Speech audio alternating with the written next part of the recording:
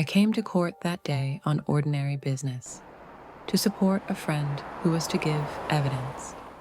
I remember thinking of the polished wood, the hushed voices, the solemn order of justice unfolding all around me. I was 25, English, and heavily pregnant. I had been due the day before. Going to court felt like a risk, but I didn't want to let my friend face that day alone. I never once imagined that I would give birth in that witness room. Then came the first cramp, sharp and sudden. Confusion, panic. The world around me was suddenly blurred. The quiet murmurs of others, the distant click of shoes on tile, and then overwhelming pain. I tried to stand, to stay composed, but it was too late. I was going into labor. I sat down hard, breath catching. Panic surged through me. This was not what I'd planned. Not in a courtroom, not in a witness room, not in front of strangers who were doing their best to remain calm. Court staff didn't hesitate. One of them from witness services. She stepped forward. The trial stopped. Everyone froze, yet somehow a hush of compassion formed. Paramedics were called at 1440 BST. An all-male team arrived first, but I couldn't let them see me like this. I asked them to wait. I needed a woman.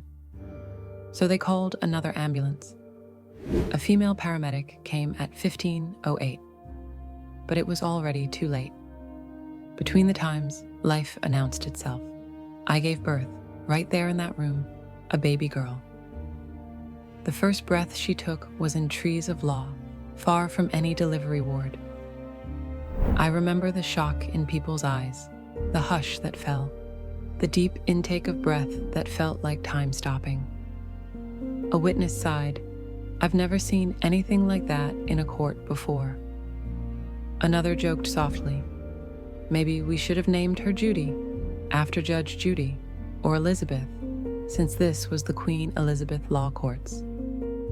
They wrapped her warm and pink, and a paramedic carried her carefully down the stairs. We were both placed in ambulances, two of them now outside. Outside, I could hear the soft hum of the engines, the weight of even that moment, strange, surreal, tender, settled into me. We were rushed to Birmingham Women's Hospital. Babies don't ask for where they're born, but this one, a tiny life, entered the world under a hush of courtly gravity and human compassion. Did I expect to give birth in court? Number not at all. But in that moment, surrounded by solemnity, we were all human again, midwives of unexpected miracles. I think about her sometimes, the little girl born in a court of justice, in England, in Birmingham. A beautiful reminder that life doesn't wait for proper settings. It begins where it begins.